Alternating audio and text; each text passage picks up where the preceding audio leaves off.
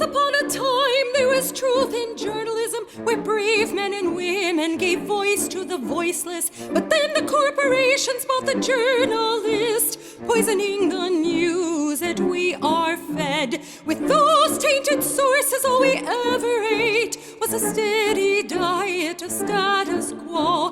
This hijacked narrative is the truth of mass suffering, injustice, and corruption throughout our land. Status quo, status quo, status quo, status quo. To expose this shift to oligarchy came a band of honest journalists. They left the studio and hit the streets to give the microphone back to the people. From sea to sea, the people were empowered to share their truth. Their voices no longer stifled, reclaimed their power. Join the media revolution now.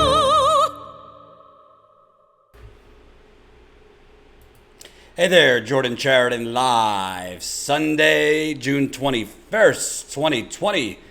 Happy Father's Day to all those fathers out there, for those that know they have children and for those that might not. I called my father this morning, who, part of this job is having to sacrifice. On Friday, or Thursday, Friday, I covered a protest. Knowing that if I covered the protest, I probably wasn't going to see my dad on Father's Day. I don't think it would be too responsible with coronavirus going on to be around all of these protesters in close proximity and then go see my dad, who's in his 60s, with a couple health problems here and there. So I'm not spending the day with my father. No need. Not smart to be around him since I was around so many people. But we spoke. He's still a Trump supporter, but he has offered to come on the show. So I think next time I'm on Long Island, we might do an extravaganza with my father.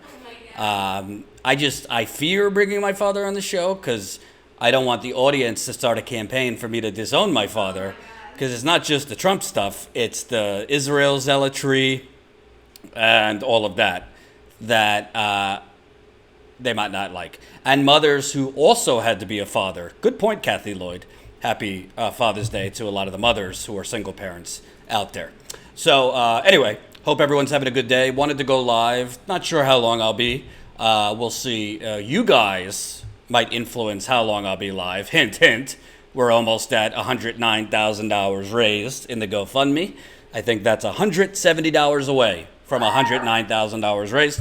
I have a bit of a idea that I want to run by you folks. Maybe I'll tell you about that in a little bit, which would involve more in the field reporting. So whatever you could do. Obviously, tough times for everybody economically, but if you can help out today, we are paying freelancers all around the country, which I'm about to show you some more freelance, great investigative journalism we're able to get thanks to your donations. So keep it coming. Jen's not in the super chat, so I'm going to be doing a mix of everything, reporting to you and dropping the links in if I can. So there's the GoFundMe link. Before I get started, make sure you smash that like button. More people that press the like button, the more people that will see the live stream. So we're already at 150 people. But 101 have pressed that like button. Can I get another 50 likes? Let's get this audience rocking and rolling here. Maybe we'll do a little Q&A with the dads in the super chat. So keep it coming with the likes. It is a super chat too. Thank you, Tricks on a Fixed. $9.99 getting us started in the super chat. Love Status Quo. But yo, everyone got to watch the JRE podcast with Brett Weinstein. Thanks, Koo. Hey, Tricks, if you can get me on the JRE podcast, I'd appreciate it. Joe Rogan Experience. That would do a lot for the coup. We'd really appreciate it. But thanks for the super chat. Appreciate it. We're also live on Twitter at Status Quo, so you can watch us there. Follow us at Status Quo. We're almost at 40,000 Twitter followers, follow us on Twitch. That's twitch.tv/statuscoup. And join our email list by going to statuscoup.com and enter your email there if you can. So, there's a lot of places we could start. I'm not going to start with Trump in Tulsa. I will get to that a little bit later. But yeah, Trump was in Tulsa. It was exactly what you probably thought it would be. Obviously, the media is seizing on his empty crowd, or not as full crowd as they promoted. So we'll get to that in a bit. But I actually want to start with an investigative report that Tina Desiree Berg has done for us. If you guys don't know, obviously I can't be everywhere. Jen can't be everywhere. I've been a little more cautious as far as traveling, so we've been hiring more freelancers and independent journalists around the country to report for us in places we can't be.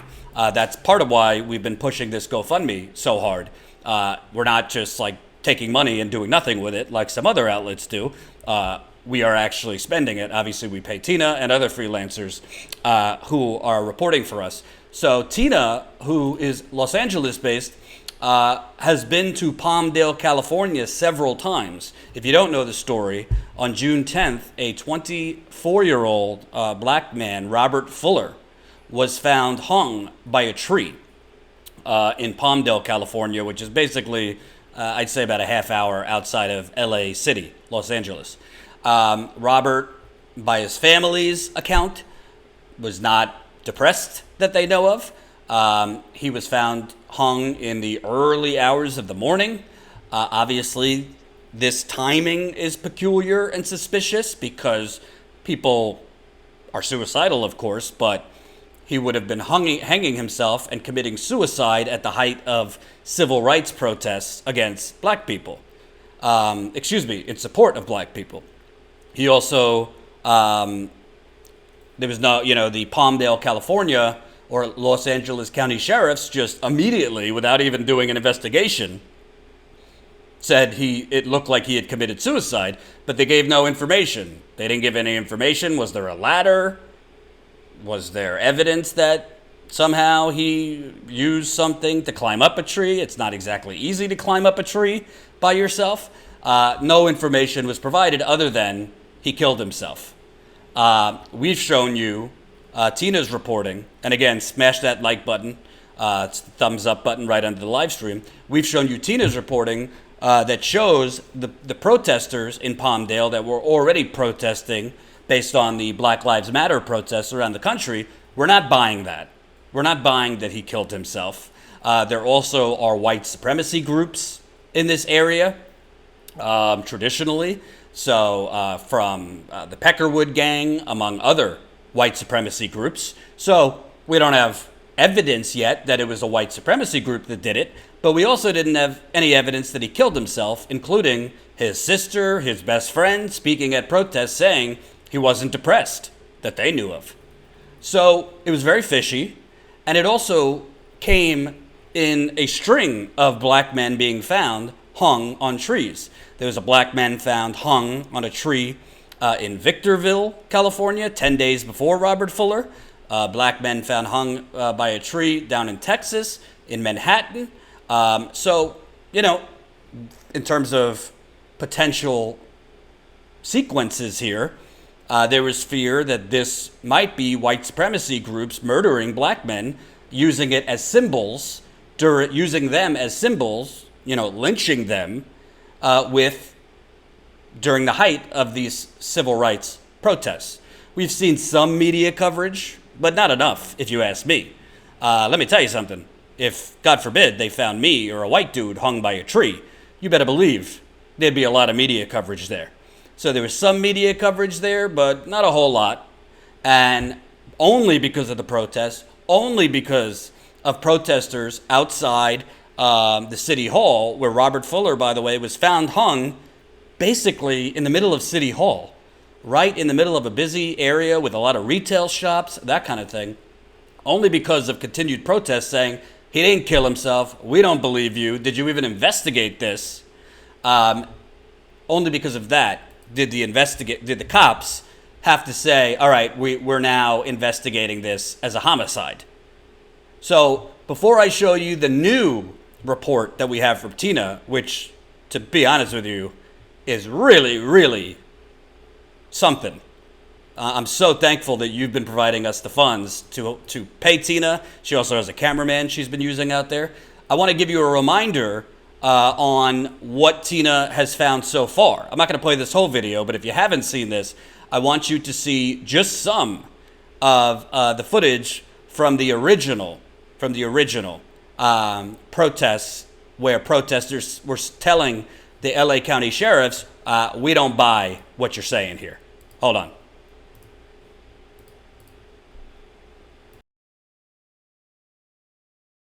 Put out a public statement saying that it was possible suicide if you don't have all the answers. Who made that assumption? You guys remember what the first coroner said about George Floyd? Remember what they said about George Floyd, the first coroner? We need to get another coroner. Yes. We need another coroner. Let's go. Independent autopsy. Proper.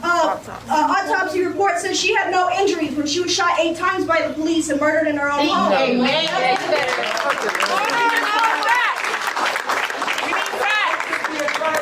You guys mishandle every big media case. We have no faith in you after this whole Gabriel thing just happened, and this is now.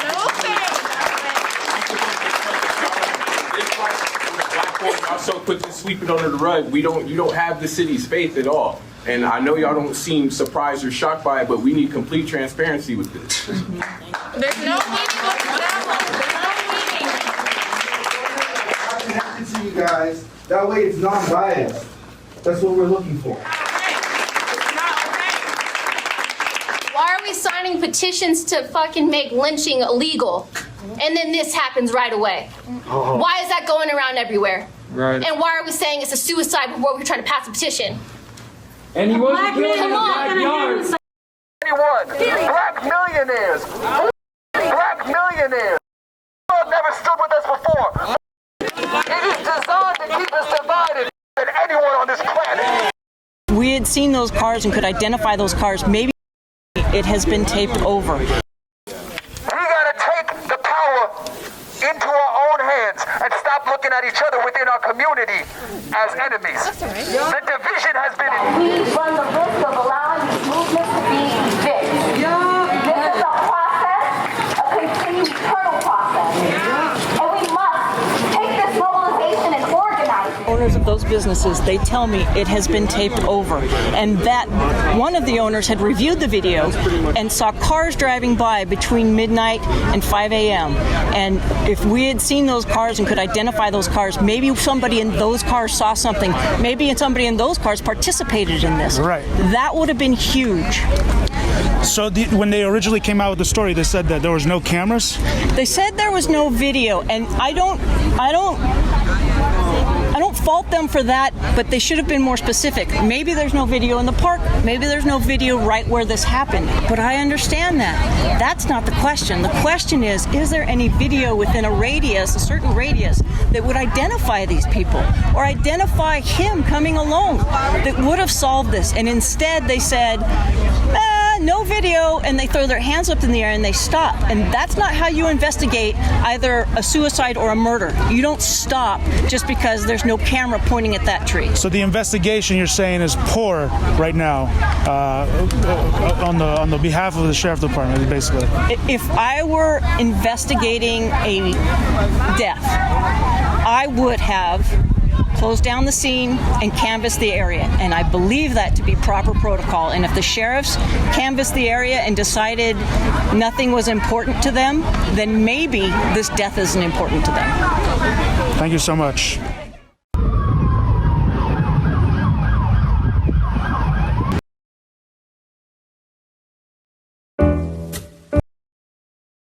So I wanted to show you that report from Tina and Johnny, her cameraman, to set up the investigation they've done over the last few days.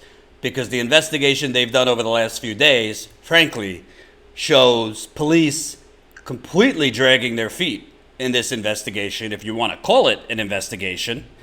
It shows basically the journalists doing more to actually find which businesses have camera shots, have camera footage of the area where Robert Fuller was found hung. And based on the interviews you're about to see, to me, this does not look like a serious investigation trying to find out what happened to Robert Fuller.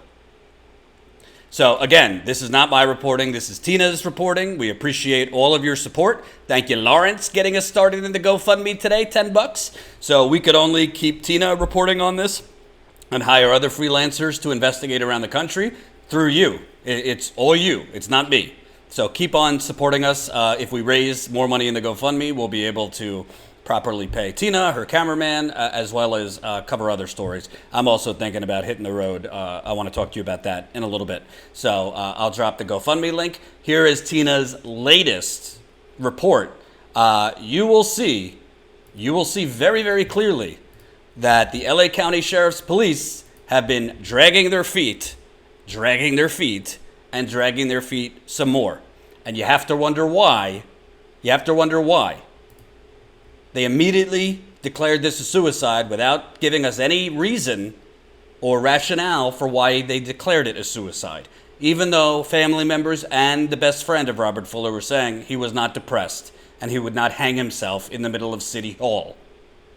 Then, after days, they concede and backtrack and declare it we're investigating as a homicide, still not explaining why did you declare it as suicide in the first place. Has to make you wonder how many more of these cases are right away declared suicides without even an investigation.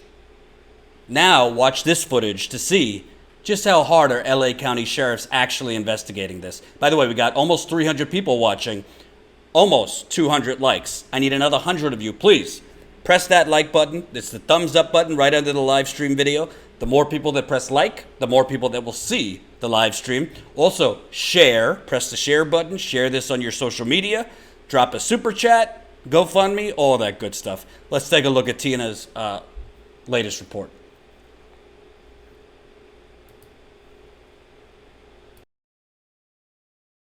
We have kids that hurts. You don't understand our pain. There is a lot of commentary about the benefit or the use or the existence of video camera, and there are no video cameras in this country.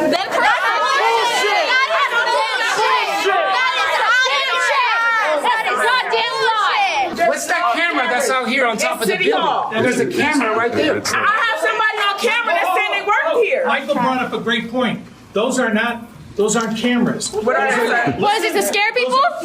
They're laser beams like you put up by your house with the red and the green. The stars. What the fuck is that about? If you listen, I'll tell you.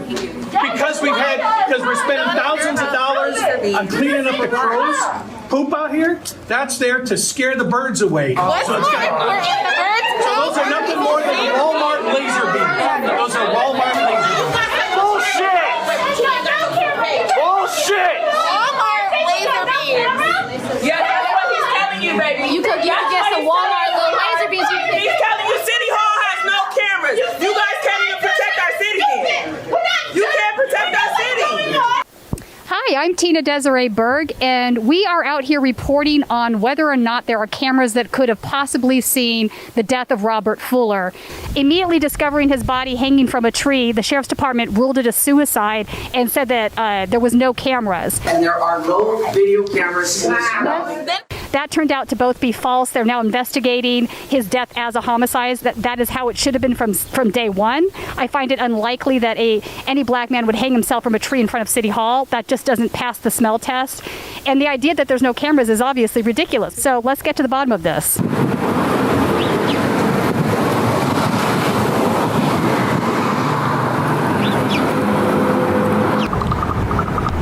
So this is on the corner of Avenue Q9. It is right next door to the fire department and across the street from the photo studio and directly across from where the park is. We spoke with the owner. There's a camera in front, but it does not record video. It's just a live feed.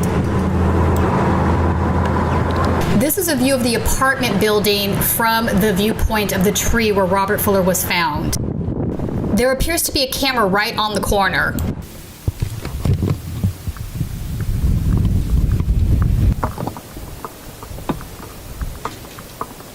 like there's anybody here though.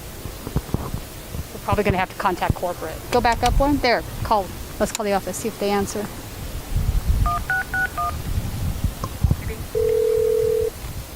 Thank you for calling Whispering Palms. Due to the ongoing updates and changes on the COVID-19 coronavirus crisis, all right, we'll just 3:05 p.m. There appears to be multiple other cameras along the rooftop of the apartment complex facing the street. So we need to find out what they recorded and if they recorded anything. Since there was nobody available in the office to speak to, we will go ahead and call them and send an email and see if we can find out if there's anything on these cameras that we will be able to view. We will keep you posted. This is the point of view facing the tree from the apartment building. So we're outside of several of the businesses asking about what camera footage they have, what camera footage they don't have. The cafe behind me does not have any camera footage, yet in the past couple of days they've had some angry protesters come into the building demanding to see their footage, and they don't have any cameras. It's understood why folks are angry, but they don't have anything. There's no cameras to be seen. Next door, adjacent to them, there is another building that has a Ring camera. We've tried to contact them. We have not been able to get a hold of them. Will you knock on the door and see if there's anyone in there?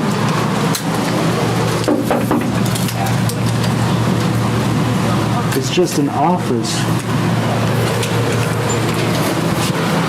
What kind of office is this? Has that been there that whole time? Yeah, I got photo of the blood on Saturday. Really? Yeah.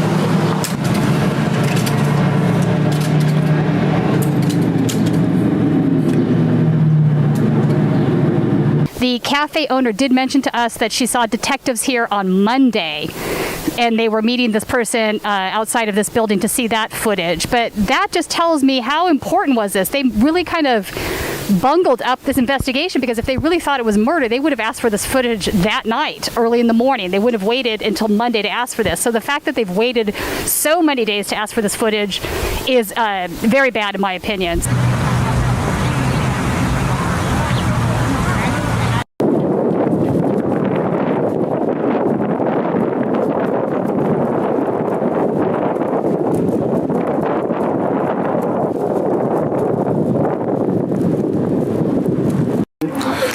Sí, le han tomado muchas fotos, le han tomado video y... Okay. We can translate, Déjame right? checar nomás para que la vea.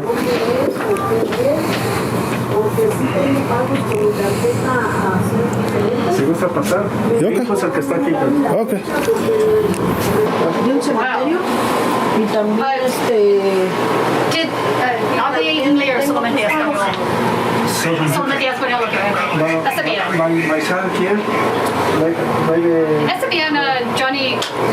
Ask him if the sheriff's department asked to just view his footage. ¿El policía vino aquí para...? Me dijo mi hijo que parece que habían venido los detectives para que iban a traerles un chip, porque mi hijo no tiene otro. Parece que iban a traer un chip, no sé si para grabar esto, no sé, pero mi hijo dijo que ya habían venido los detectives, creo. ¿Y cuándo vinieron? ¿Era cuando pasó, el día que pasó, o era...? No, mucho después. ¿Mucho después? Apenas, o sea... Much later then. 3 días, 4 días. Póngale 4 días más o menos. Malo. Malo, pero ahora sí que, pues... Had it been recorded over yet? ¿Esta cámara firma de 24 horas así o se queda todo? Me imagino que sí, porque luego cuando nosotros nos vamos, mi hijo dice que dejemos todo, pero mi hijo es el que más le puede dar más información porque él es el de aquí. Okay. Va a decir que... You clearly, yeah, but there's a clear view. You would have seen any car, el carro, Pero fíjese nomás la distancia que... Yeah. No es tanto distancia, pero de repente se puede ver un carro que viene aquí, por ahí. No sé si donde pasó esto del pobre muchacho, ¿no es donde están los globos en el árbol ese? Sí, en ese árbol. No se puede ver el muchacho, pero se puede ver los carros que vienen. Exacto, entonces, si dicen que fue como a las 3 de la mañana, si eso pasó por aquí, si hay un carro o algo que pasó por aquí, ahí empieza, ¿no? Sí. Yeah. ¿Cómo no pueden los policías venir el primer día? Primera día, sí. They should have been here right away. That's so 3 days. Tres días. 3-4 días. 4 días. Que vinieron, parece que sí. No estoy muy seguro. ¿Yo puedo mirar o no? Si no, está bien, pero... Porque yo veo, hay un folder aquí que dice Video Park View. ¿Quiere que le llame a mi hijo? Sí, si puedes. So the father kindly got me in contact with his son, and we were able to come into the office and actually download the files onto a USB stick, and so we can view it. The son explained to me that the camera is motion activated, so it only records when there's movement outside of the building. Okay.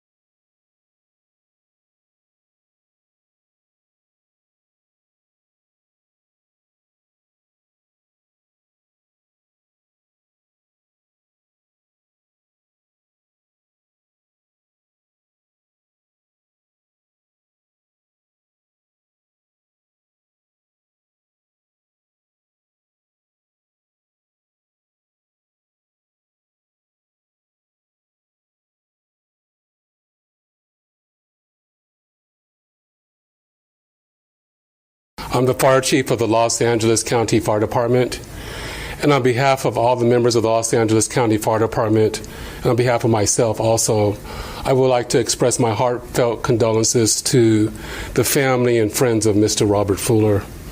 On Wednesday, June 10th of this year, approximately 3:36 in the morning, paramedics assigned to Paramedic Squad 37 in the city of Palmdale were alerted to a possible emergency in a park nearby.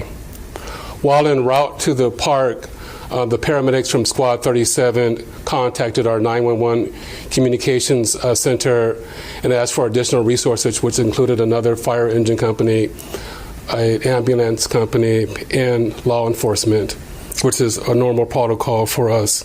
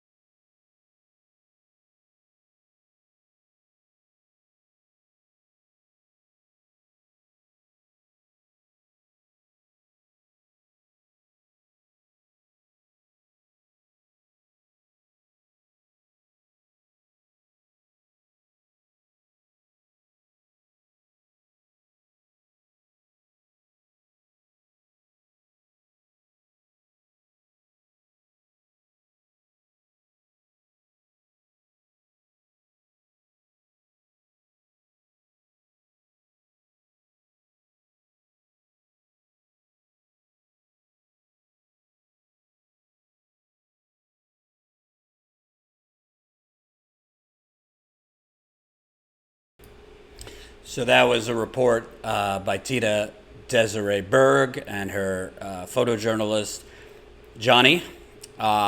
Frankly, It's a lot more work than CNN, MSNBC, the New York Times, the Washington Post, and any other outlet I know has done on this topic. So thank you to Tina. Oh, let me turn that off. Thank you to Tina, and we're going to keep digging on this. Also, segue for a second, welcome new Status Quo member, Jacob. So let me put in the right number here. So we're now at 1,790. 1,790. So we've lost a lot of members, unfortunately, because of coronavirus, people having to cancel. So we're just building our way back up. Tuesday night, we'll have our monthly members call. Me, you, Jen, probably do an hour and a half, 2 hours. It will be a lot of fun. So if you sign up as a member today, you will get the link to that members call. For members, you could leave in the super chat how fun that is.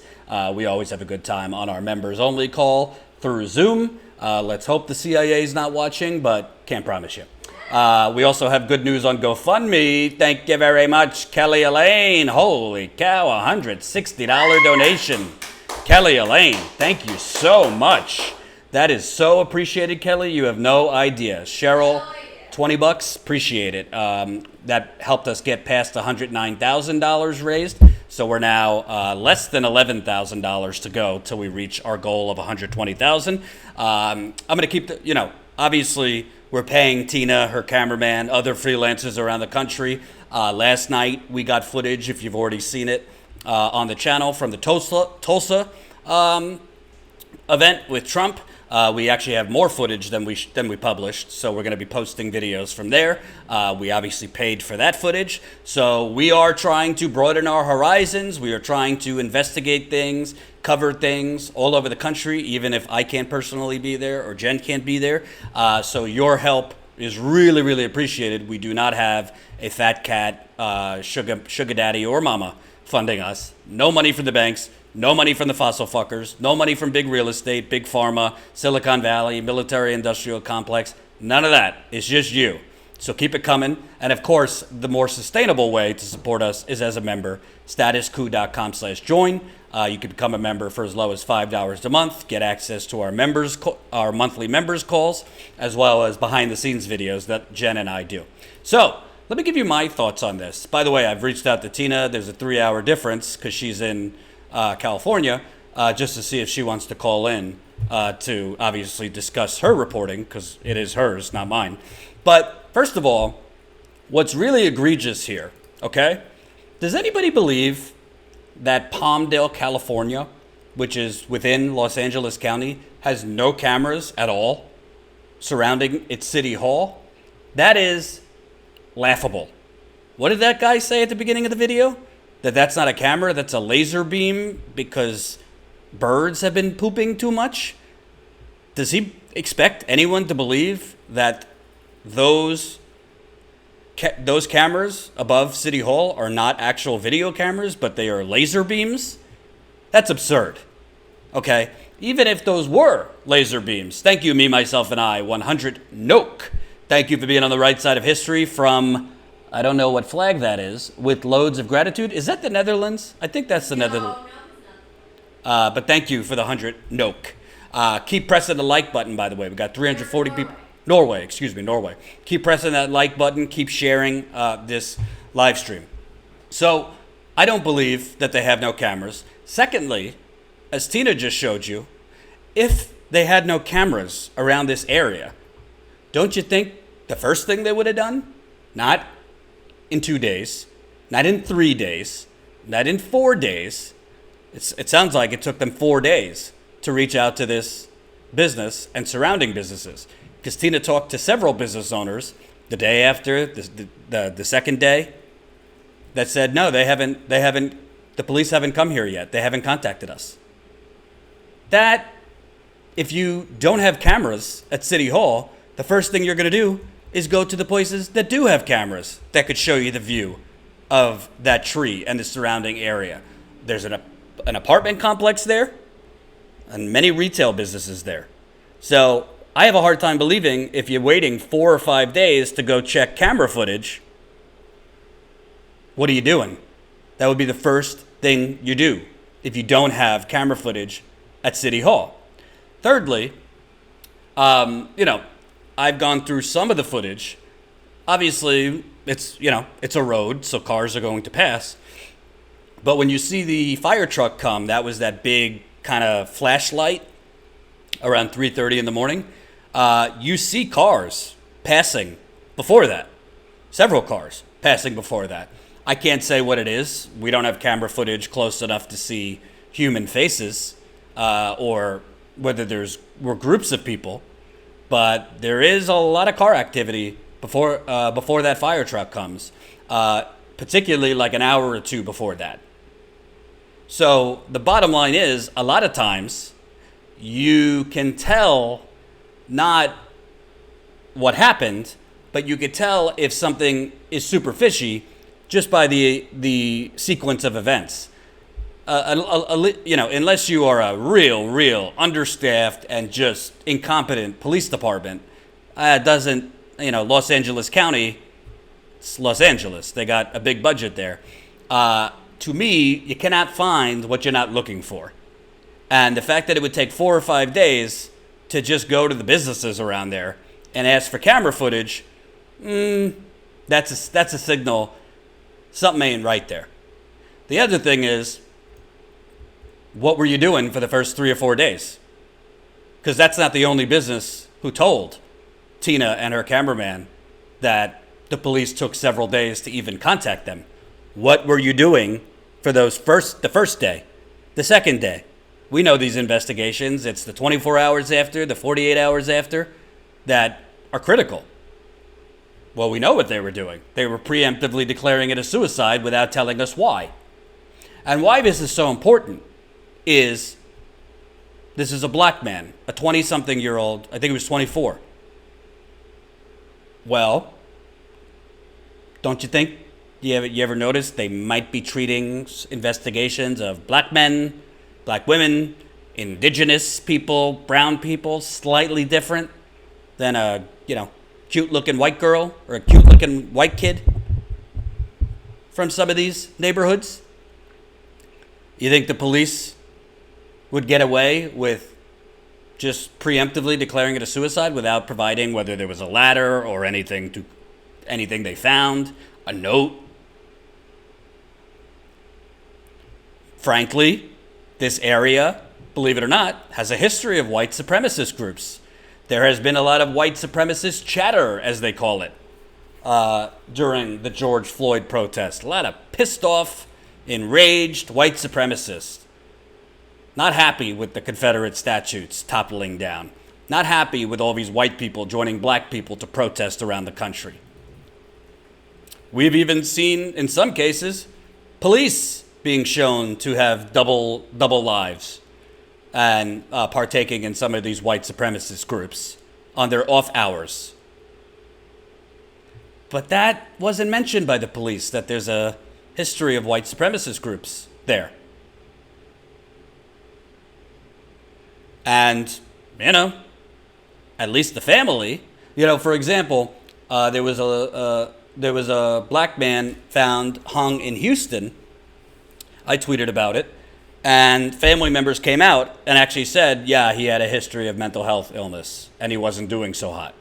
So that gives you, that lends a little bit more credence to maybe this person hurt himself, if the family is saying that. History of mental health issues. Recently was feeling depressed and unwell. But in this case, best friend says he wasn't depressed. He wouldn't hang himself in the middle of City Hall. His sister said the same thing. Why is this not front page news? I mean, I know Trump and Bolton and, Tulsa and all that is very important, but why isn't it front page news that Los Angeles County preemptively declared this guy had killed himself without providing any evidence of that, then backtracked days later, calling it a homicide investigation without explaining what changed their view from suicide to homicide? How does that happen within a few days? Yes, things are fluid, could have just been wrong, but you have to have a reason to think it was a suicide, right? A note, something you found there. This seems to me a police department that just wanted to declare it over, didn't care enough, and dragging their feet to even investigate it.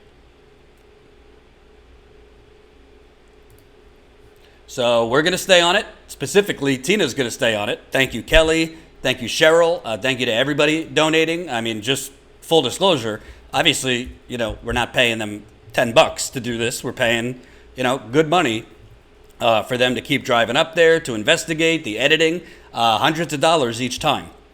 So we hope y'all support us because, I'm not going to lie to you. We haven't had it as bad as some businesses, but we were really, humming. Campaign trail, we grew like 600 paid subscribers, and then coronavirus happened. Nothing we could do about it. We've lost about 120, 130 paid members. That's why we've kind of taken the GoFundMe out of retirement so that we offset the costs, offset the loss of membership. So we prefer people signing up as members, but a lot of people are already members. And if you don't want to dedicate yourself to a monthly payment, we really appreciate the GoFundMe and the super chats, of course. The other thing is, thank the Lord. We have actually finally been growing a little bit more. We're now 82,450 subscribers. For a while, we were stuck. We weren't growing at all. And part of that is because we've been spending more money on advertising, which is another reason we've been asking you to support us in GoFundMe. So the money in third-party advertising, we've done some Reddit ads, has really helped. And, we're marching. We hope to hit 100,000, hopefully by the fall. But with YouTube, you never know because they suppress us so much. So keep on, even if you haven't subscribe to this channel. And what you really could do, spread the word, spread the coup, share these live streams in addition to donating. It really makes a big difference. So we'll see what happens. I know Tina is going to stay on this story because, frankly, we should not just take the police's word for it that a 24-year-old black man during the height of civil rights protests just hung himself in the middle of City Hall. Just doesn't make sense, doesn't pass the smell test. And as journalists, we owe it to try and find the truth. So we'll see what happens. Thank you for the super chat, Ben Riley, $5. My girl got me the complete works of Sherlock Holmes, and this seems like classic incompetence and bias they got called out for. Well, that's a good girl for you. I would like to watch the complete Sherlock Holmes. Yes, this does seem like a police department either trying to cover up what happened or not caring enough to find out what happened. We have seen video, frankly, from around these protests of white police officers seeming to, shall I say, be very comfy with these kind of Proud Boys type groups showing up to give them backup. There was one video I saw where police were basically telling white supremacy groups, hide over there, thanks for the support, but we don't want you to be seen. Not like telling them go home, not telling them we don't want your help, but we have seen video of police departments being pretty cushy with these white supremacist groups. So we'll stay on it. Speaking of, good segue. Keep sharing this live stream, by the way. Trump was in Tulsa last night. Let me just show you. To me, there's a lot of terrible things said. But to me, this one was the doozy. When you do testing to that extent, you're going to find more people, you're going to find more cases. So I said to my people, slow the testing down, please. They test and they test. We got tests that people don't know what's going on. We got tests. We got another one over here. When you do testing to that extent, you're going to find more people, you're going to find more cases. So I said to my people, slow the testing down, please. They test and they test. We got tests that people don't know what's going on. We got tests. We got another one over here. When you do testing.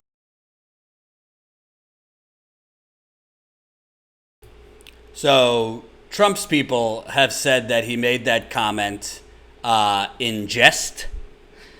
I don't know if he made it in jest or not, but the bottom line is whether they deliberately have fucked this up, swear jar, I'm demonetized, or just through incompetence, I mean, the coronavirus is alive and well. Florida, Texas, Arizona, there's stories out there now that hospitals are close to being overrun. Most of the people at this rally last night were not wearing masks as cases are increasing in Oklahoma. Human nature, people are tired of sitting at home. People get depressed. People are anxious. And some people just, I heard people out there saying, well, if the Lord wants me to get coronavirus, so be it. But the truth is, Joe Biden, if you want to look at this politically, the only way somebody like Joe Biden could really win is if you face it. It's almost like the reverse, right? The only way somebody like Trump could win in 2016 is if he was running against kind of like the pillar, the symbol of the duopoly, the Democrat-Republican establishment at a time of anti-establishment fervor. I mean, just about anyone I could think of probably could have beat Trump, but Hillary Clinton. And now, I think, right now, it's getting to a point, I think anybody could beat Trump at this point. And I didn't feel that way until the recent weeks, because Trump is going back to the same exact playbook as 2016. I'm going to gin up the racists. I'm going to gin up the base. I'm going to gin up the culture warriors. I'm going to gin up the evangelicals, not realizing some of those people are falling out of favor with him because the economy is falling apart, which I'm going to get to in a little bit, as well as coronavirus.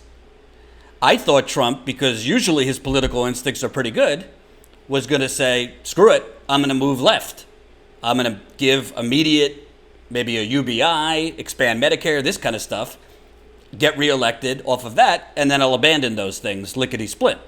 But he's not doing that. It seems like he thinks really doubling down on like a race war. He did not mention George Floyd or anything about the race protests going on for a month.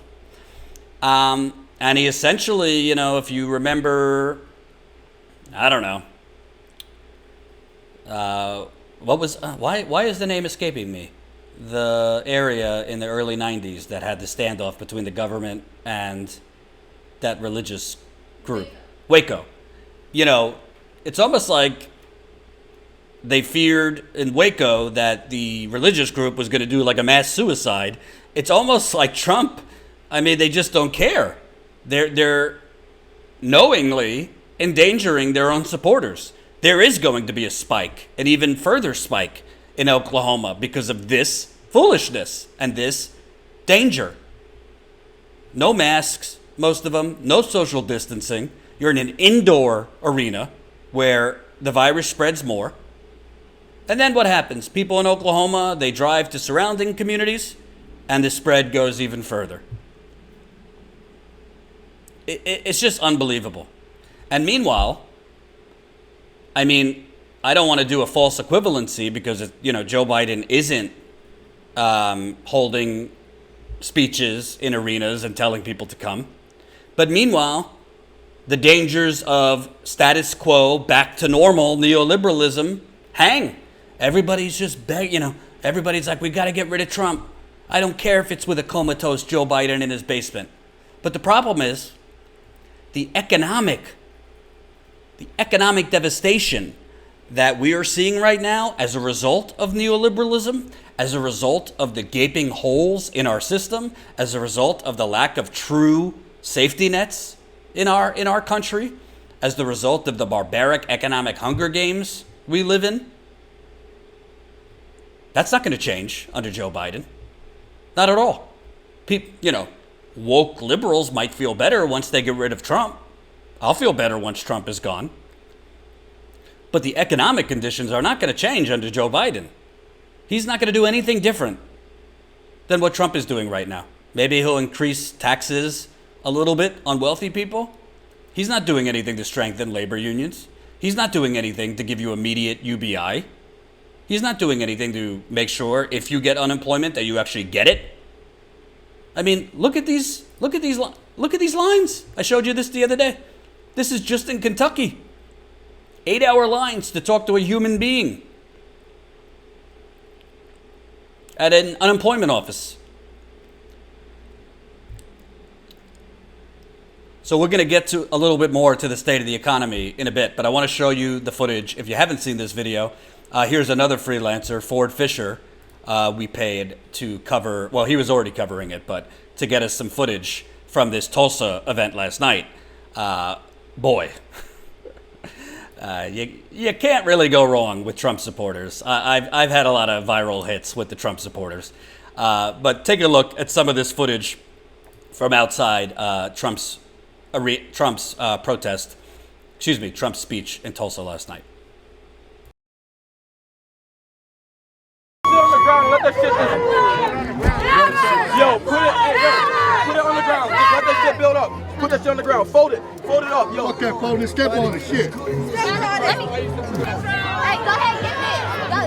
Hey, y'all, put up your fist if you burning this flag. Put your fist up! Black lives matter! Put your fist up! Black lives! Fist up! Black lives matter! Black lives matter! Black lives matter! Black lives matter! Black lives matter! Black lives matter! Black lives matter! No Trump! No KKK! No racist USA! No Trump! No KKK! No racist USA!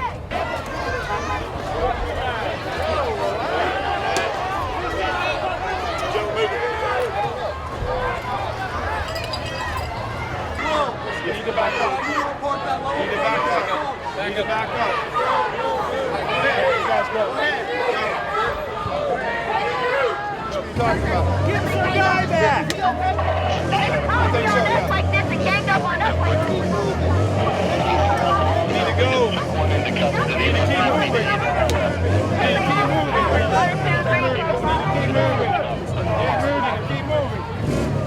Let's keep moving.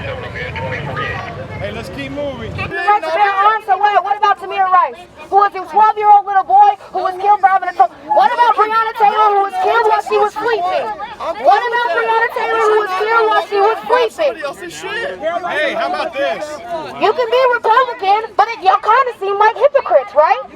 Y'all kind of, because what about Tamir? It's a case by case. When we say Black Lives Matter, we talk about Tamir, we're talking about Breonna. Do y'all want to continue with your peaceful protest, or y'all just want to keep it? I'm just trying to ask because I want to know. I'm just trying to ask. You're just trying to jump and rip it. I'm just trying to ask because I want to know. I got your answer. I just want to ask because I want to know.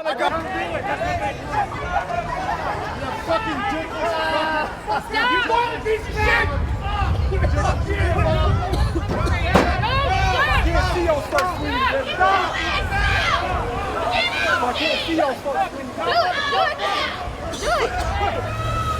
No Trump! No KKK! No racist USA! Who got hit? I got the tag number. Who got hit? You got people walking toward that guy. You don't know if he's just making up lies. You don't know. Yeah, he just hit me. Yeah, he just makes me. Yeah, Texas plate to me. What do we got? Pepper spray. Pepper spray. By the cops or by somebody else? His eye is swelling. His eye is swelling. I see that. He's allergic, I think. No milk. Back off. No milk. Why not milk? Just water. I beg your pardon, sir. I'm a registered nurse and a combat medic. Put the milk on. Black Lives Matter. Black Lives Matter. Black Lives Matter. Black Lives Matter. Don't shoot. Don't shoot. Don't shoot. Don't shoot. Don't shoot. Don't shoot. Don't shoot. Hands up. Don't shoot. Hands up. Don't shoot. Hands up. Don't shoot. Are you gonna shoot us? I'm an American. Are you gonna shoot me? That's not our intent, brother. You're just gonna pull a trigger? That's not our intent at all. Man, what the fuck are you doing here then? To make sure everything stays. Why do you hate these people so much? We don't hate them. Then what are you doing? We're exercising our constitutional rights. Oh, cool. Peaceful assembly. Right on, man. We're I got ensuring 3 or 4 guns, but I just don't pull them out in crowds. I keep my guns in my home to protect my family. That's fine. Well, I don't drive around going like, oh, hey, there's some people out around. I better have my guns on me. Well, look, here's the It deal. makes you look like a real punk. It doesn't matter what It makes you look like a bitch. It doesn't matter what it makes us look like. We know what we're here for. What are you here for? Security. Security We're here for to back up what? the law enforcement. For what? What are you backing? What is the your law enforcement? Law enforcement. Absolutely. There's like Yes. 300 of guys out there like ready to do your job for you. Constitutionalists. And they have like, you know, training and shit. Well, so do we. We're a veteran organization. That's great, man. It is. If you're a veteran, you probably wouldn't be like pro-Nazis. We're not pro-Nazi. Why do you love We're Trump so pro- much? Nobody said He's we were a goddamn Nazi. Nobody said dude. we were Trump anything. We're constitutionalists. Bait. Okay? We're They are constitutionalists. constitutionalists. So you're not here to support Trump? Sir, No, I'm absolutely neither, not. I'm That's neither awesome. Republican or Democrat. We're not here to I'm support a a party. constitutional We're here American. to ensure that people are safe. Okay. That's what we're here. So you're going to protect like that guy and that guy? That guy guy, absolutely. right If they need it, That protect guy, him? that Absolutely, guy they right need it. there, and that guy right there, and that young lady right there. If Okay. anybody tries to silence their voice, they're going to have to deal with me. Get in here, brother. All right? Free Yeah. speech. Free speech. Yeah. First Amendment. Save us all, man. If you got to protect us, that's great. Yep. Man, let's go to Greenwood. Come on, everybody. Hey, let's go to Greenwood. This ain't it. Where you want to go? Greenwood. Where you want to go? Greenwood. Where you want to go? Greenwood. Oh my God. Fucking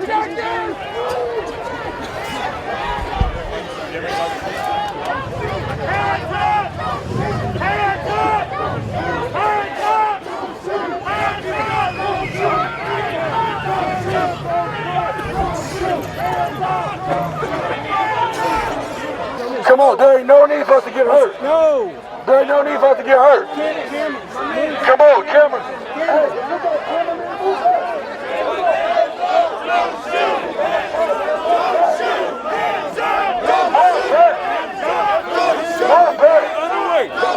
Turn around. Just turn around. Trump is the only president to free black people. You know this. You know, and then there's the other Republican. Best president. line it up. Come on. Well, y'all ain't getting through. Come on. Line it up. Come on, line it up right here. Come on. Come on. Line it up right here. Come on.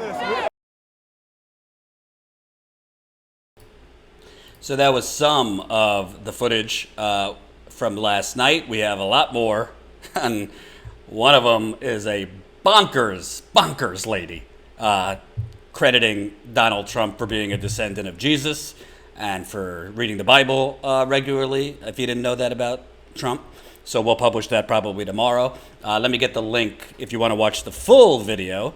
That, again, was courtesy of Ford Fisher, who is an independent journalist.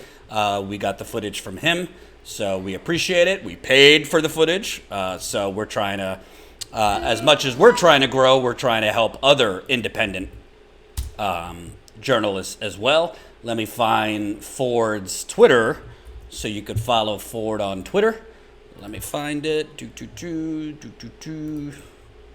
Here we go. So the thing that really bothers me, besides, just Trump and his supporters, is these supporters of Trump and these supporters of Biden, the overwhelming majority of them do not realize they're both being fucked by the people they're supporting, just in different ways. These people out there in Oklahoma, oh, Trump, he's the greatest. Trump, he's, make America great again. He doesn't realize Trump has sold them down the river.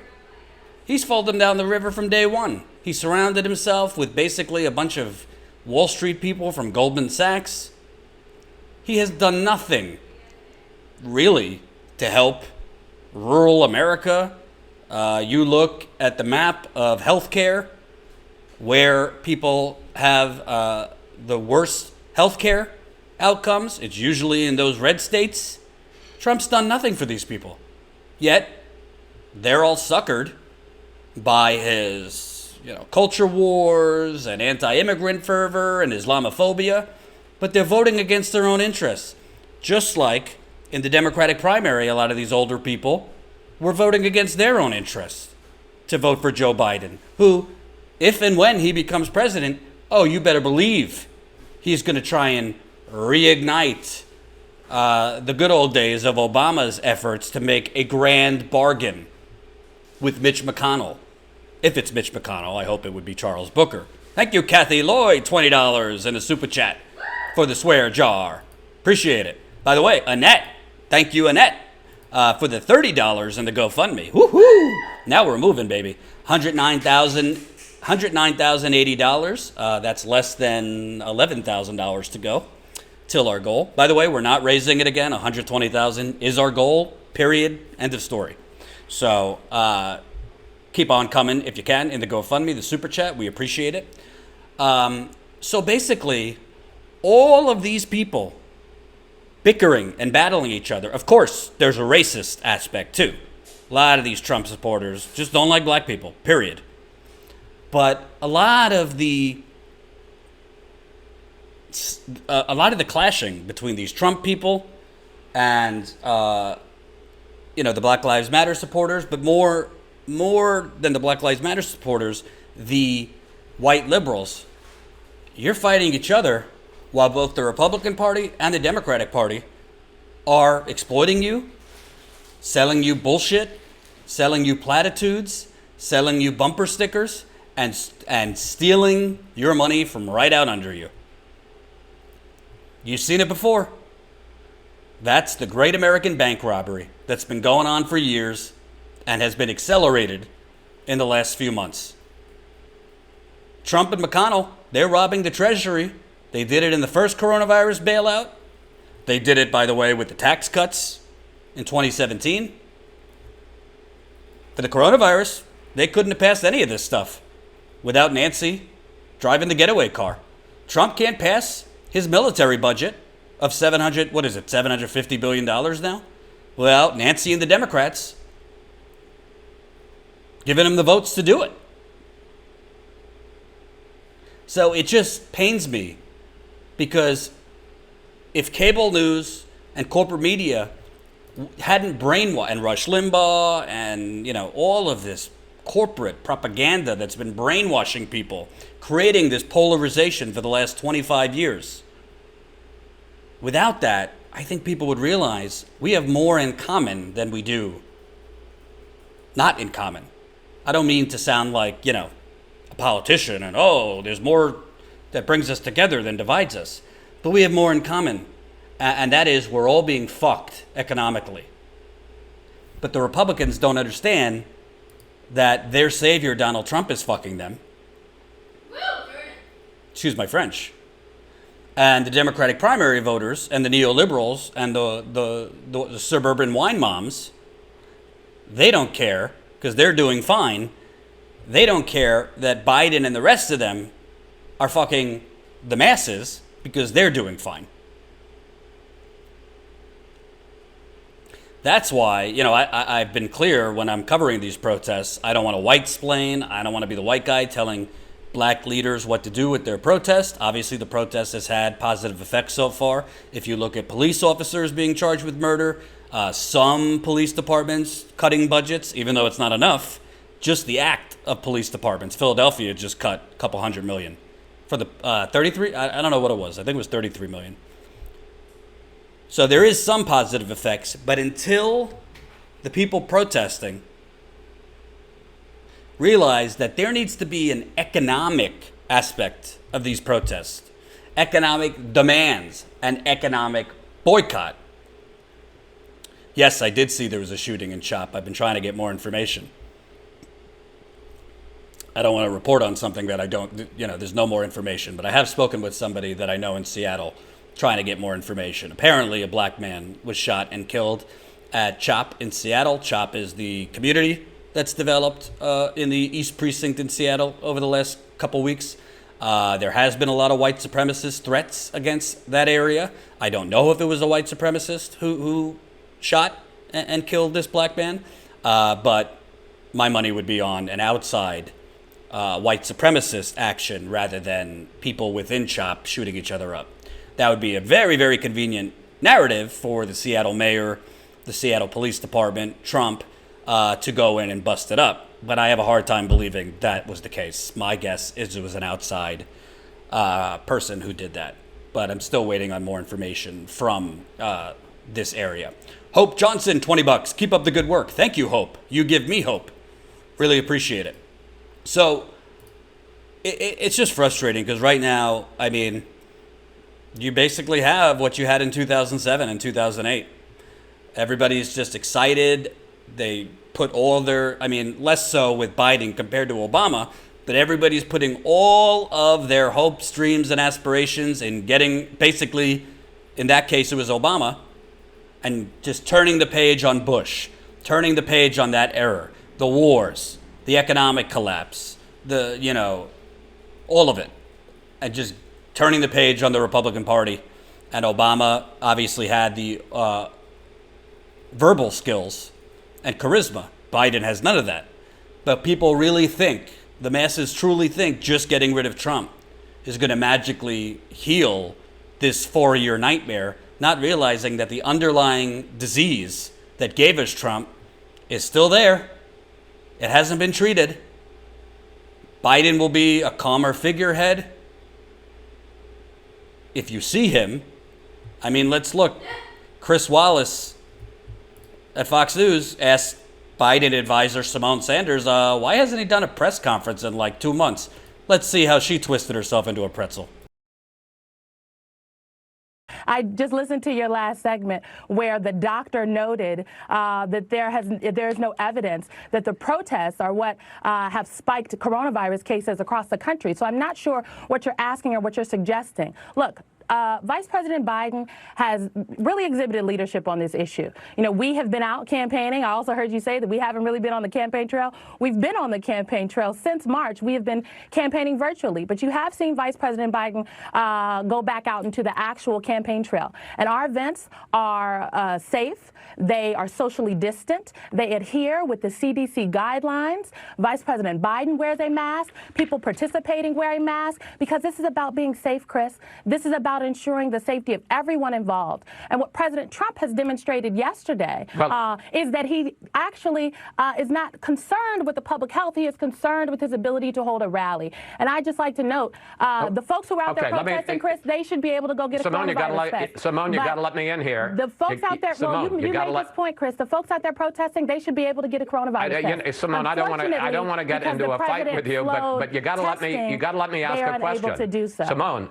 all right. So here's a question I'm going to ask you. Joe Biden has. You talk about him being on the campaign trail, but I think most people have been struck that he has been. He stayed in his Delaware home mostly, and in large part since March. He's held a few socially distanced events. But by the large part, he has not been on the campaign trail, and he could have held certainly more socially distanced events. And perhaps more important, he has not held a news conference, either in person or online, for 80 days, almost 3 months. Why not? Well, Chris, to be clear, Vice President Biden does interviews, takes questions from the press regularly. And yes, in March, we have adjusted to this new normal like most people in America. We have been campaigning virtually, but just because we are campaigning virtually does not mean we are not meeting actual voters across the country. Vice President Biden has campaigned in Michigan and Florida. Dr. Biden has campaigned in Colorado and Texas. So the reality is what we have been doing is following CDC guidelines, Chris. What we have been doing is why hasn't he held a news conference for 80? But why hasn't he held a news conference for 80 days? Chris, as many of y'all in the national press and in the Beltway press are well aware, we take pride in prioritizing local media. And so the vice president is doing local media interviews. He's doing national media interviews, and he is taking questions from reporters. Woo! Hot diggity dog. I just gotta say, I mean, Simone Sanders, that is the poster child of career opportunism. To go from Bernie to twisting yourself into pretzels to stand up for Biden. I'll tell you why he's not doing press conferences. Because he can't speak. That's why. They are really hoping, and frankly, the polls right now, you guys might not like it, but if the election were held today, he'd be president. They're hoping that they could just ride this out with the invisible campaign. You know, bring him out of the bunker or the basement occasionally. Do no harm. local interviews, yeah, you're putting him with what they call friendly interviews who will ask him a bunch of, vanilla questions that he really can't mess up. And the less you put him out there, the less he could put his foot in his mouth, lose his train of thought for 20 seconds, confuse his wife and his sister, forget Obama's name, forget where he is, etc., etc. And they're also banking on the fact that if he forgets where he is or has one of these cognitive farts, they're not gaffes, he's declining cognitively, as I've been saying for a year, that the media won't cover it. And they've been right. Their strategy currently is working. But I'm never going to, whatever you think of Donald Trump, I'm never ruling him out. To me, the national polls don't really mean anything at this moment. If he goes, 15 to 20 points down, then we'll have a discussion. But 10 to 12 points, that could shrink down to 4 or 5 points in a month. So, to me, Biden's campaign, they know that he's not exactly sharp. They've seen him probably struggle more cognitively than we've seen because they're the ones spending more time with him. And they are truly just desperately hoping that the strategy Hillary Clinton ran, anti-Trump, you don't need to have any real proposals. You don't have to be for anything, just double, triple down on anti-Trump. Only this time, the anti-Trump could be heightened because of the pandemic. Almost 120,000 people have died. The economy's collapsing, and maybe that will be enough. But unfortunately, to me, the truth is, we have a terrible scenario in front of us. Yes, it would be terrible if Trump gets reelected. I think that would be terrible. But if Biden gets elected, you're putting him in there for now, let's just say, with Kamala Harris, maybe Val Demings, maybe Stacey Abrams. I think it's pretty clear it's going to be a black woman at this point. I don't think Amy Klobuchar would have went on television without Biden approving it. They're going to pick a black woman. I don't think it's without, honestly, I don't think it's without the realm of possibility that Joe Biden picks Condoleezza Rice as his vice president, because that's who these people are. They think it would be some bipartisan slice of apple pie that Republicans would latch onto, and I think that would be a disastrous decision. No, that's not. I don't think it, I think it could be Condoleezza Rice. I think it could be Susan Rice. You watch. She's not married, and my father thinks she's gay. So if that's even better if she's gay. No. I guarantee you. I would not be surprised you remember it here that I said it. It's not happening. Susan Rice. So, and the problem with this all is, and I want to get to the economic picture. Thank you, Mary Taylor, $20 in the GoFundMe. Thank you, Andrew, $5 in the GoFundMe. We're now at $109,105 raised. Keep it coming if you can. We're getting very little talk or coverage of the fact we are in an economic depression. I don't care what the headlines say, that it's a recession, but it's not really a depression. Well, how are you feeling economically? Let me just show you. I was surprised this was on NBC, but good report. Let me just show you this from this morning.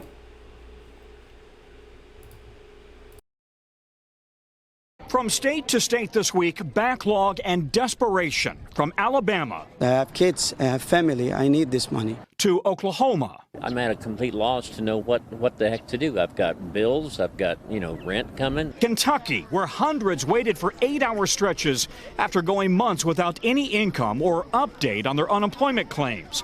Emily Miller got in line at 3:30 a.m. It's ridiculous. I mean, after 90 days, you can't tell me that somebody can't help me. In the Northwest, Washington State and Oregon have both called in National Guard troops to help process tens of thousands of claims.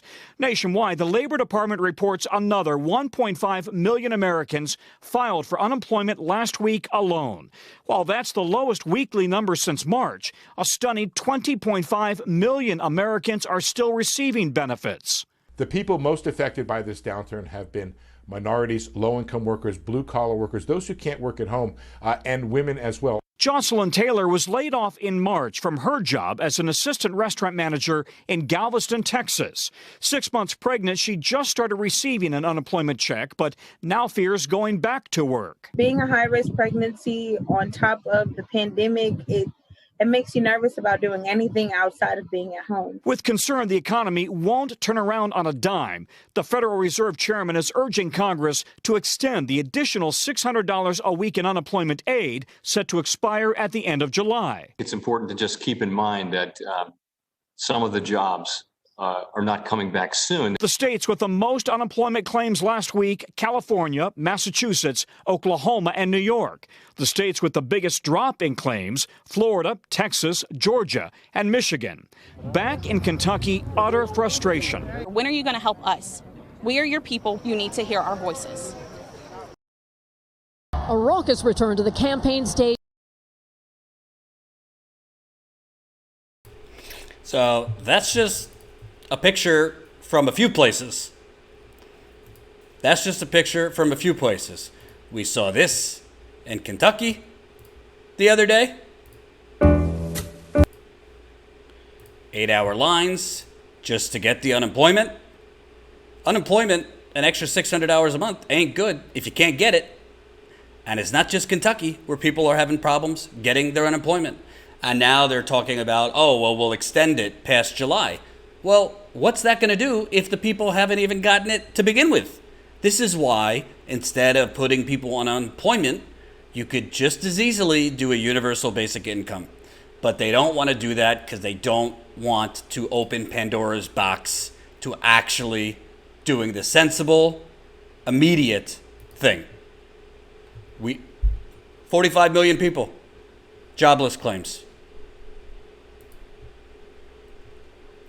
Quote unquote, quote, it's not clear why claims are still so high, said Ian Shepherdson, chief economist at Pantheon Macroeconomics. Quote, is it the initial shock still working its way up through businesses away from the consumer-facing jobs lost in the first wave? Or is it businesses which thought they could survive now throwing in the towel, or both? No, it's because most businesses cannot sustain weeks and weeks of being shut down. And you can't have, when they say economies reopening, you can't have economies reopening if you don't have enough customers. Economies are based on consumer spending, if you didn't know. So if millions and millions of people have lost their jobs, not to mention the people have had their hours cut, not to mention the people that have been furloughed, not to mention the people that have their jobs still but are tightening their belt because they're afraid of getting their jobs, of losing their jobs. You're not going to have enough economic activity to keep businesses out of the red. And by the way, there's the unemployment number, which says 13 or 14%. And then there's the real unemployment number, which is closer to 25%. I mean, just look at stories here. This is from Georgia.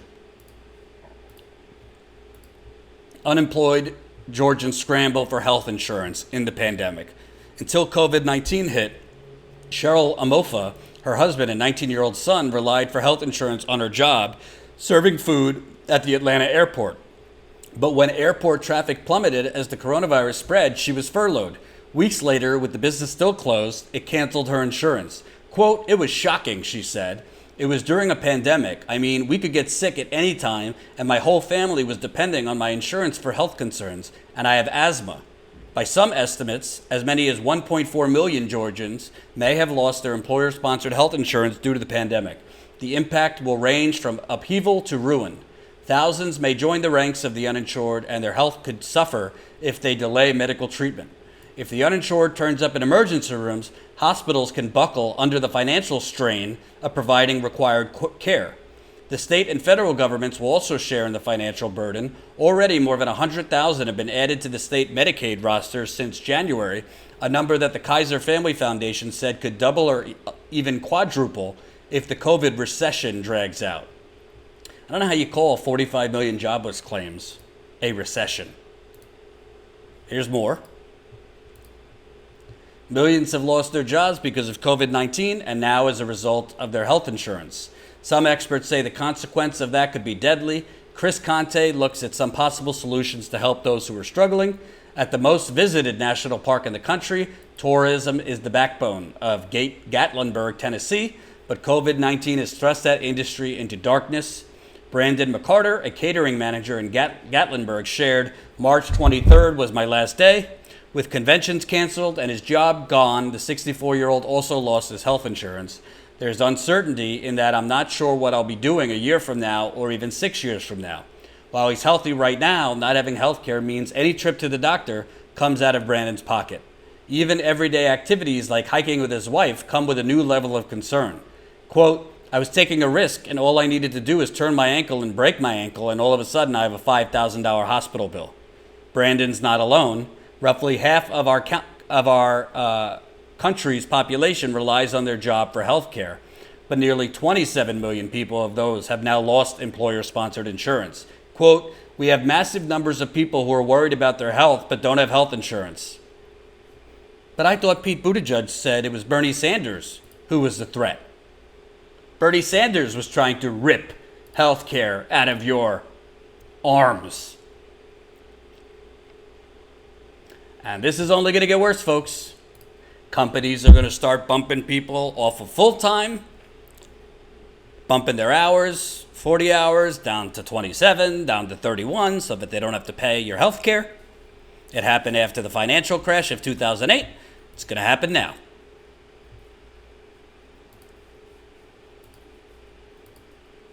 Thank you for the GoFundMe, Michael. Woohoo!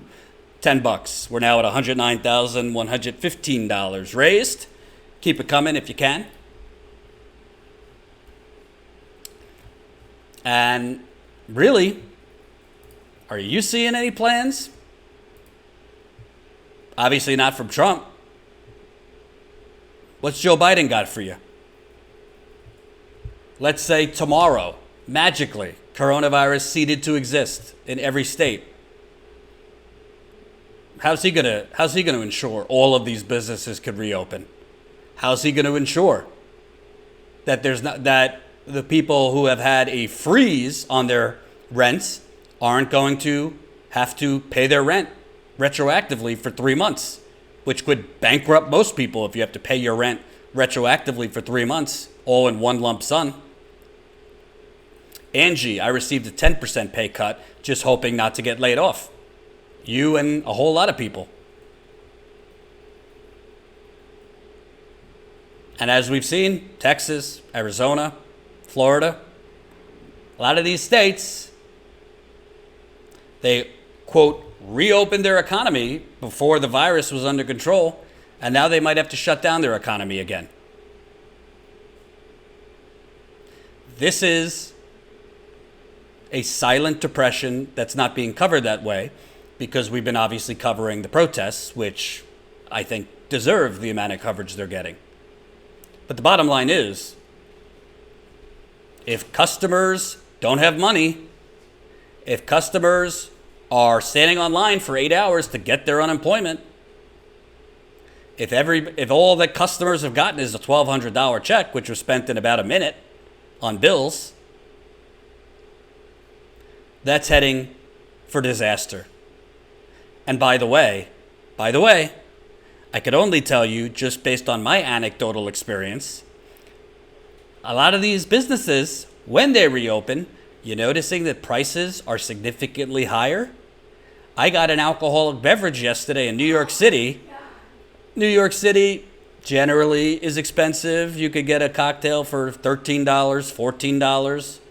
That's the average for like a cocktail, a beer, a little bit less. They were charging almost $20 for a cocktail yesterday. And I can't say I necessarily blame them. They got to charge more because they've lost so much business and they have less customers. You're seeing that all over. I've seen Uber Eats. When we couldn't go outside, I was ordering from a bagel store to get bagels and iced coffee. It was expensive then. They've been increasing their prices for weeks to the point where I'm not spending between delivery fee, service fee, tip. I'm not spending $25 on 2 bagels and 2 iced coffees. And I'm not saying I blame the businesses. They have to, in many cases, charge more because they've lost so much business. I mean, the margarita was good, I'm not going to lie, but not worth $20. This economic catastrophe is going to get worse. That's why I've been telling you for weeks. What does it even mean you're reopening the economy? You can't reopen the economy if people don't have money.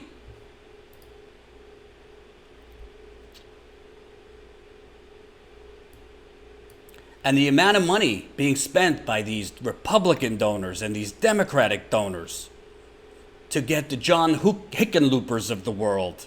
By the way, I'm interviewing Andrew Romanoff tomorrow, progressive challenger facing John Hickenlooper, who Elizabeth Warren just endorsed. Interesting, you're endorsing John Hickenlooper,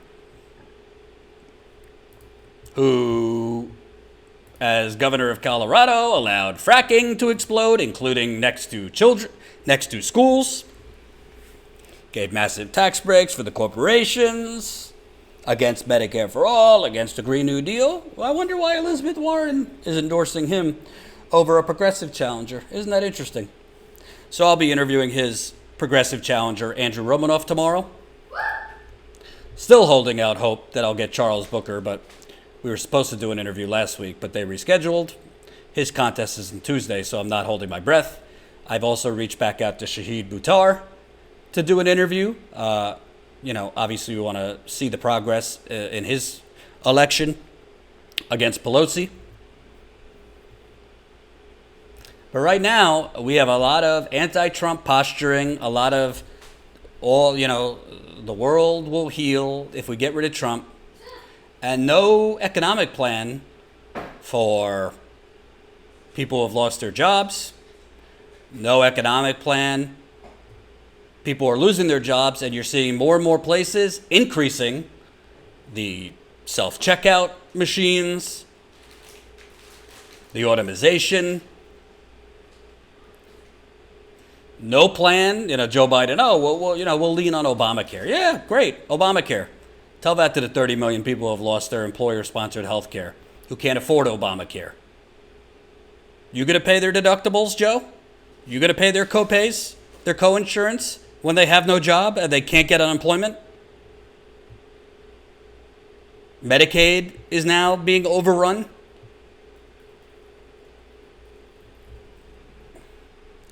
We're living in an emergency, and our government is treating it like we've all collectively stubbed our toe. Yellow Vest says, waiting till the housing collapse. That's a good point. There's also the student loan bubble.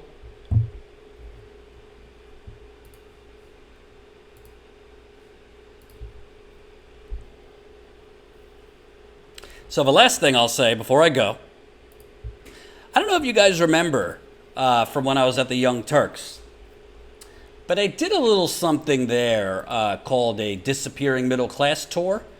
Let me play a little bit of the montage. Hopefully I don't get in trouble playing their clip. I don't think so, though. If you don't remember what I did there. What I would consider the heart of the deindustrialization of America. When you talk to everyday people the way that you're doing, you find out that their lives have not really changed. And so it's not enough for us to talk about. We can say that things are getting better. Yes, compared to the Great Recession, things are. But when the Great Recession hit, you're not much above water, so you're still drowning.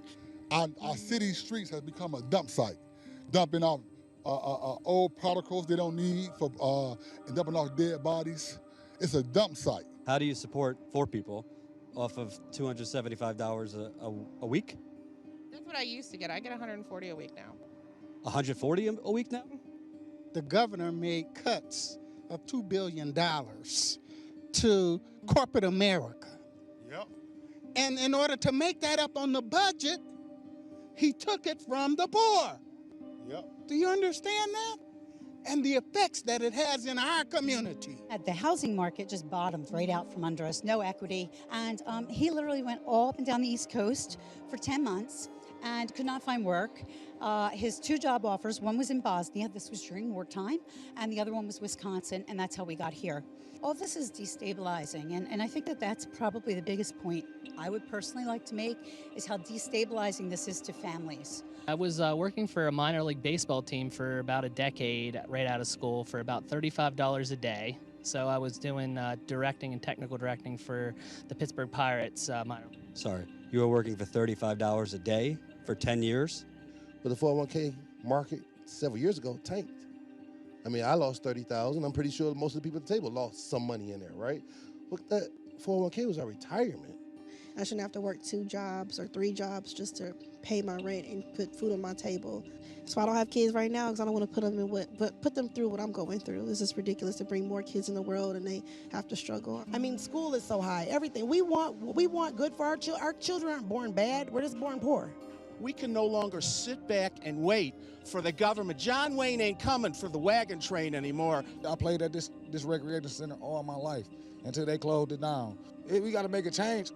Somebody got to bring something to these kids out here, because there's still kids out here. The truth of the matter is these jobs hurt. You do in some cases you're doing the same job 8-10 hours a day. I mean, your joints are worn, your body's worn. It breaks you. As too many of these folks are disconnected, and they need to do what you're doing. And I'm not just saying that because you're here, but you got to get out and touch people and allow them. Well, that's what we're doing on it. So that was when I was at the Young Turks. I wonder if they're still doing that at the Young Turks. Have you seen that or not? Are they doing that kind of stuff at the Young Turks? I told you I've literally never heard of or seen the Young Turks. Oh, okay. Interesting. Anyway, thank you for the super chat. Gingal9, $12. No Booker interview?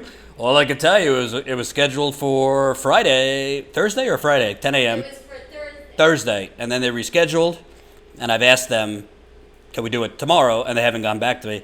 In fairness, I mean, the guy's running for Senate in Kentucky. I'm not exactly 60 Minutes.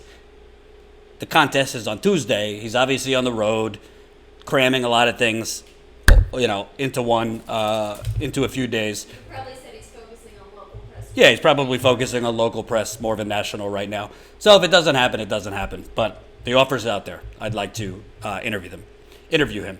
So thank you for the super chat. So I was thinking, you know what? I'd like to do a disappearing, or whatever you want to call it, a COVID-19 tour. I would like to put a face to the economic pain, the social pain going on in America. Obviously, want to be safe. There's certain areas I probably wouldn't want to go because they still have a high case count. But I'd like to meet people and get their stories out there, because I think this depression, other than in chat rooms and YouTube shows, I don't think people really get the true nature of how miserable the situation is for a lot of people, or how scared a lot of people are that like 1 foot is off the cliff and they're afraid they're going to get tossed off. Jordan, your 60 minutes to me, I appreciate that. Thank you. Just keep on sharing this content and keep on donating if you can. So I'm going to talk to Jen about that. Unfortunately, we got to find somebody to go with us, because God bless Jamal, but he doesn't have his driver's license yet. So, I'm willing to do a lot of driving, but there comes a point when you kind of need a little break. So he was going to take his road test before the coronavirus hit, but then they canceled driving tests. So he still doesn't have his road test. He still doesn't have his driver's license, not to put him on blast. So might have to find a third person to go with us or something to break up the driving a little bit. So, yeah, tentatively start sending me your stories now, and maybe we'll see. I mean, I remember when I did it for the Young Turks, I literally just posted on Facebook, hey, looking to hit these cities and states, send me your stories, and started reaching out to people and just met up with people on the road that way. So I might do it that way now.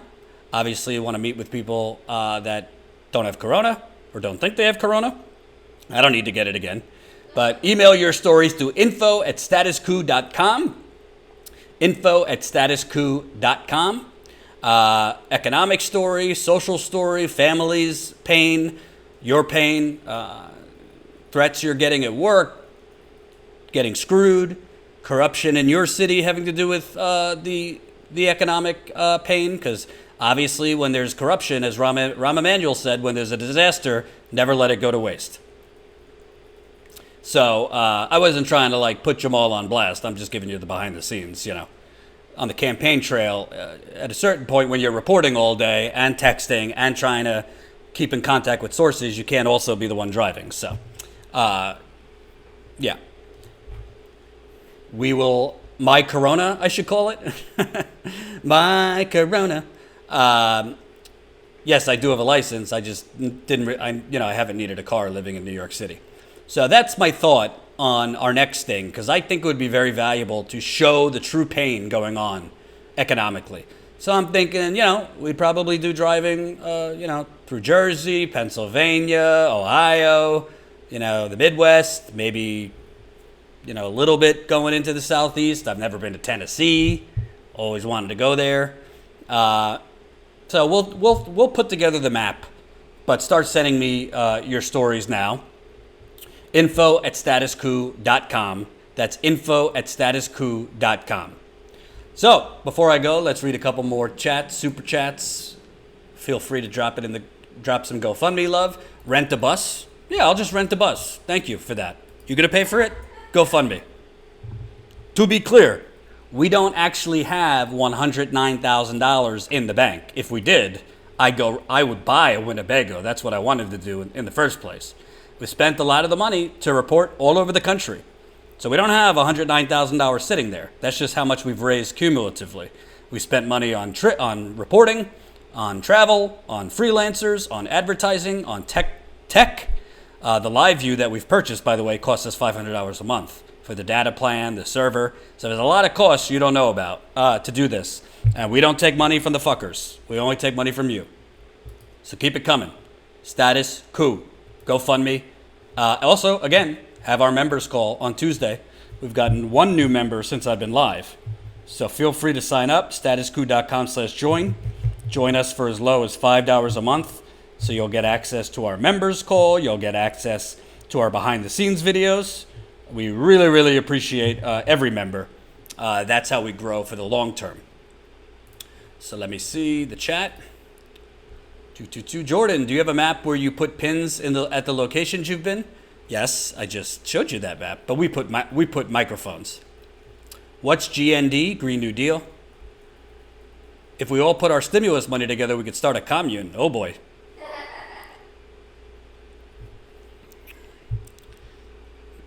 I do like some communes. I've been to one. It was a good time. Where was it? Iowa. Mm-hmm.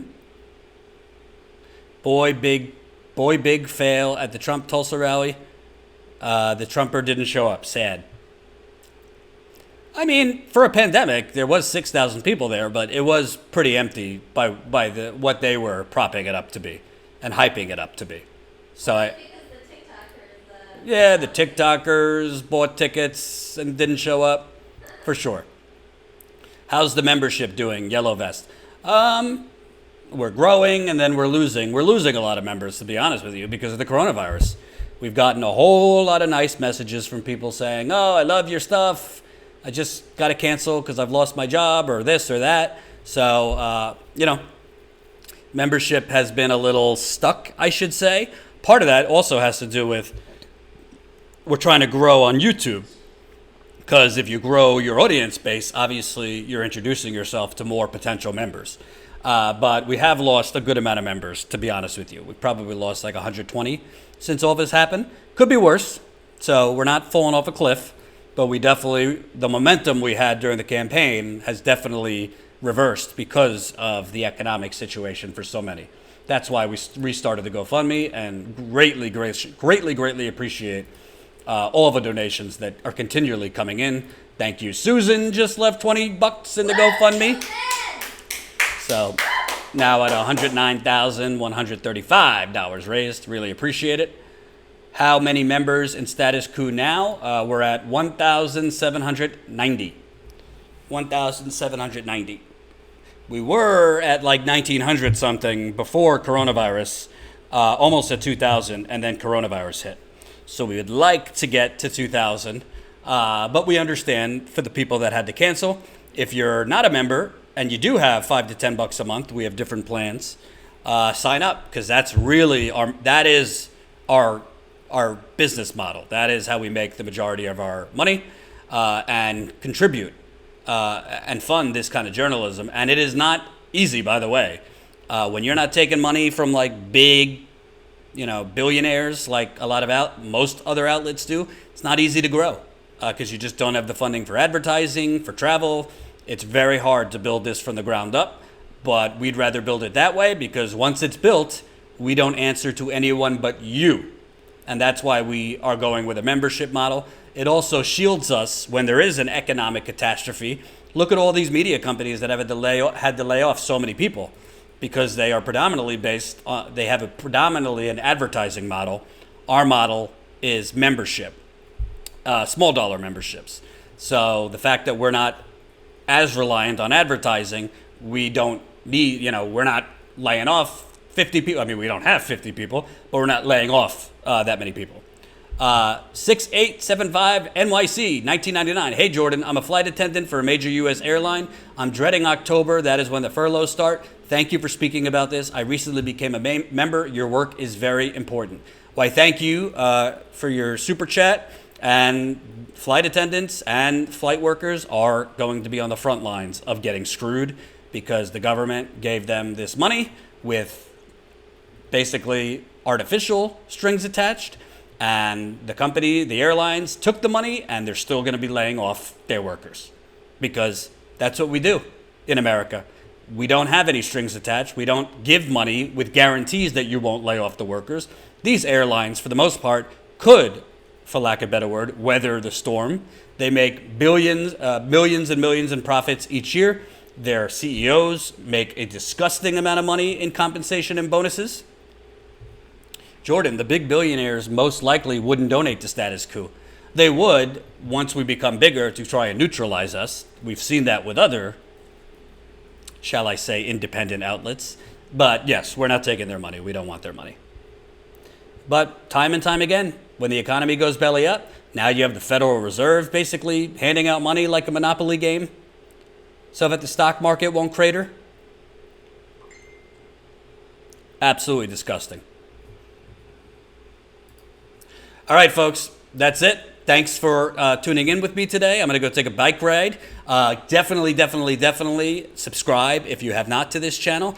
If you also haven't, make sure you're on our text list. Text COUP to 370-370. That's COUP to 370-370. That way you get a text message when we're live, because YouTube certainly isn't notifying you every time we're live. If you're lucky, they'll tell you 45 minutes to an hour after we've been live, if they tell you at all. So if you join our text list, you'll get a text when we're live. We do it for most live streams. Definitely when we're in the field, we do it. This also costs us money, about $30 to $40 every time. So it's worth it, though, to make sure you know when we're live. So text COUP to 370-370. That's COUP to 370-370. We don't text you when we're going to the bathroom, when we're lonely, when we're tired. It's just when we're live. Also, if you haven't, make sure you follow us on Twitter at Status Quo on the Twitter. We're on Instagram. That's Instagram.com/Status Quo. Yes, vote in the primaries on June 23rd. That's Tuesday. Kentucky, New York, I think one other place has primaries. And I will be back tomorrow. Thank you very much for watching. The GoFundMe is open 24 hours a day. And please spread the coup, spread the word, tell your friends, tell your family to subscribe and check us out. Peace out.